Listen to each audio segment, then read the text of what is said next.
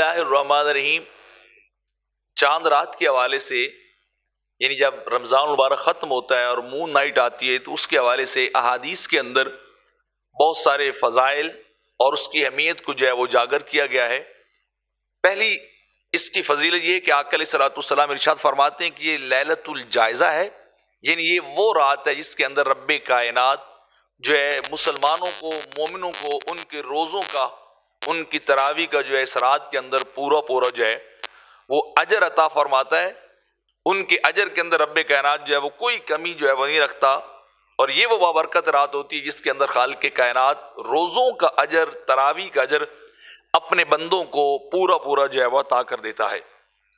دوسری فضیلت، آقا علیہ الصلوۃ والسلام نے ارشاد فرمایا کہ جو بندہ چاند رات کے اندر عبادت کرے گا، یوم قیامت اس کا دل جو ہے وہ مردہ نہیں ہوگا. مطلب کیا ہے کہ جب یوم قیامت لوگ جمع ہوں گے، دھوپ بڑی تیز ہوگی، پیاس بڑی زیادہ ہوگی، زمین بڑی گرم تپتی ہوئی ہوگی، اور لوگوں کے دل جو ہے وہ غم زدہ ہوں گے، ڈوبے جا رہے ہوں گے، تو جو شخص چاند رات کو عبادت کرے گا، اللہ کی بارگاہ میں کھڑے ہو کر بندگی کرے گا، تو رب کائنات اس کے دل کو ان لوگوں کے دلوں کی طرح نہیں کرے گا، بلکہ اس کے دل کو خالق کائنات جو ہے وہ بڑا مثبت رکھے گا، بڑا قوی رکھے گا، اور وہ ان حالات سے، ان واقعات سے جو ہے وہ دو چار نہیں ہوگا، بلکہ وہ بڑا خوشی محشر سے جو ہے وہ گزر جائے گا. تو چاند رات کی عبادت دل کی زندگی کا نام ہے، اور وہ بھی قیامت کے دن کہ انسان قیامت کی سختیوں سے،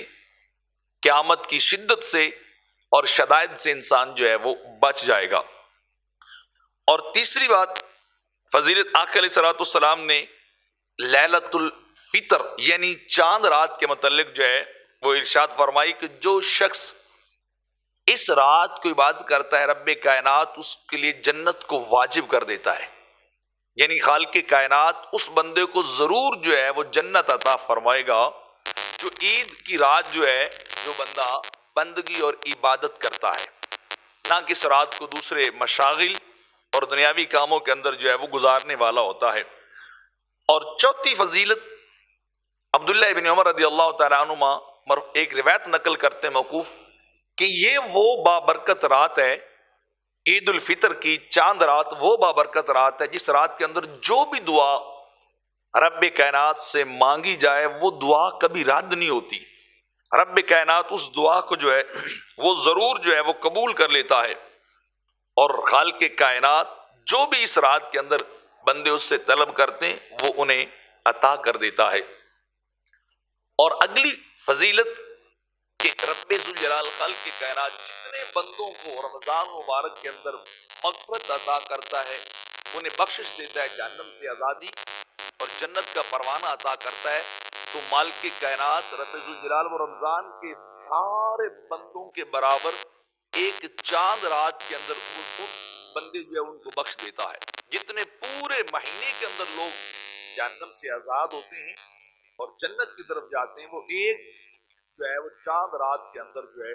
بندے اتنے جو ہے رب کائنات انہیں جو ہے وہ بخش دیتا ہے. اب ان احادیث مبارکہ سے ہمیں پتہ چلا کہ یہ رات کتنی اہمیت کی حامل ہے، اور اس کی بندگی، اس کی عبادت، اس کی دعائیں اللہ رب العزت کی بارگاہ میں کتنی قبول ہیں.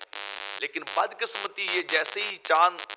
رات کا اعلان ہوتا ہے، عید کے چاند کا اعلان ہوتا ہے، تو لوگ خرافات کے اندر جو ہے شروع ہو جاتے ہیں، لیٹ نائٹ تک جاگتے رہتے ہیں، بازاروں میں گھومتے ہیں، مرد و عورت کا اختلاط ہوتا ہے، عورتیں چوڑیاں غیروں کے ہاتھوں میں ہاتھ دے کے پہنوا رہی ہوتی ہیں، مہندی کی ڈیزائن لگوا رہی ہوتی ہیں، غلط کپڑے خریدے جا رہے ہیں، جوان بازاروں کے اندر جو ہے وہ گھوم پھر رہے ہوتے ہیں. تو وہ چاند رات کا پورا مقصد ہی اور اہمیت ہی فوت ہو جاتی ہے. تو ہمیں ایسے کاموں سے بچنا چاہیے جو ہم اس کی بے قدری کرتے ہیں، یا جیسے رمضان ختم ہوتا ہے تو یہ ہمیں اللہ کی طرف رجوع کر کے اپنی مزدوری یعنی روزوں اور تراویح کا جو ہے وہ اجر لینا چاہیے. جیسے ایک مزدور سارا دن مزدوری کرتا ہے اور شام کے وقت وہ مالک کے پاس پہنچ جاتا ہے کہ لاؤ میری دن بھر کی محنت جو ہے وہ مجھے دو، میں نے جو کام کیا ہے اس کا صلہ دو. تو مومنوں اور مسلمانوں کو بھی چاہیے کہ وہ اپنے رب سے ان روزوں کا صلہ لیں. اللہ بھی دینے کے لیے تیار ہوتا ہے کہ مزدور جو ہے اس کی مزدوری کو فوری طور پہ ادا کرنا چاہیے. اس رات رب کائنات خالق ذوالجلال فرشتوں سے بھی ہم کلام ہوتا ہے، بتاؤ مزدور کو مزدوری کب دینی چاہیے اور کتنی دینی چاہیے؟ تو عرض کرتے ہیں جب وہ کام پورا کر لے تو مزدور کو پھر اس کی مزدوری فوری طور پہ دے دینی چاہیے۔ تو رب کائنات فرماتا ہے پھر تم گواہ رہنا، میں نے مومنوں کو ان کے روزوں کا اور ان کی تراویح کا اجر اس رات، چاند رات میں فوری طور پہ عطا کر دیا ہے۔ تو اتنی اللہ رب العزت کی عظیم رات دوبارہ دنی ہوتی، عبادت سے جنت واجب ہو جاتی ہے، انسان کو اجر ملتا ہے، انسان کا دل جو ہے وہ زندہ ہو جاتا ہے۔ تو ایسی رات کو کبھی بھی دنیاوی معاملات کے اندر کھو کے نہیں گزارنا چاہیے، بازاروں کے اندر بھاگ دوڑ کر نہیں گزارنا چاہیے، غلط مجلسوں میں جو ہے جا کے نہیں گزارنا چاہیے۔ خدا نہ کرے اگر آپ عبادت اور بندگی میں نہیں گزار سکتے تو اتنا تو ضرور کیجئے کہ عشاء کی نماز پڑھیے اور چپ کر کے اپنے بستر پہ آ کے محو استراحت ہو جائیے اور فجر پڑھیے، تاکہ اگر نیکی نہیں کما سکیں تو ہم گناہ کے اندر بھی نہ پڑیں، ہم اللہ کی نافرمانی کی طرف بھی وہ نہ جائیں۔